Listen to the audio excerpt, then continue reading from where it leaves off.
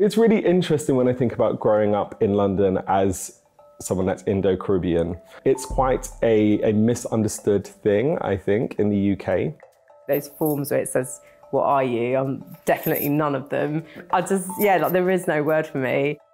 I've always ended up naturally gravitating to having a friendship group of a mixture of people, because that's what I am. I'm a mixture of different cultures. When I went into primary school, I think probably the most predominant ethnicity was South Asian, and I looked like a South Asian girl. So I automatically just got put in that box.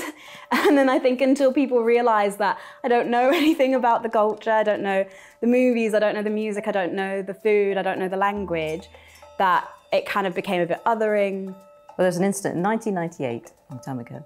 I went to Carnival, I was waving a Guyanese flag, and I was stopped by a lady who said to me, "Are you sure you're Guyanese?"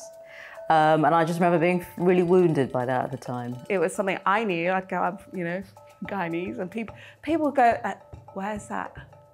And it always kind of I did find that quite upsetting, I suppose, because that's an ex-British colony and you should kind of know where it is.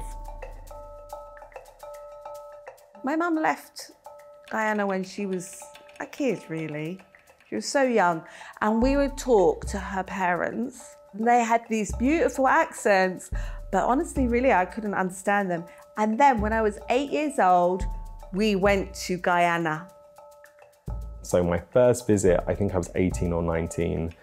And that was just a really amazing, quite life-changing visit for me. And I think growing up in the UK as an Indo-Caribbean person, you do feel a little bit alien and like you don't really fit in anywhere. And it was the first time I went somewhere where I kind of looked around and I felt like people looked like me, people understood me, I understood them. And it was just a really amazing experience, kind of reconnecting and connecting with different aspects of my culture in that way.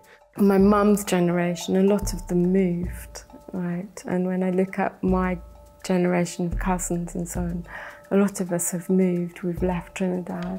To me, it speaks to where did the wealth fall? Because we're still moving. That hope of, a better life, we still had to move. And those who colonised us didn't have to. When my grandmother passed away, that's when everything kind of was like, I need to start telling these stories, because that generation, which is such a special generation, the migration stories that they went through and that their ancestors went through, they deserve to be preserved and represented. Again, if we trace it back through history, if people understood that part of history, they would be more empathic and sympathetic to why it's a bit jarring sometimes when people need to label you something. And I don't want to be labelled something. I'm just Anissa.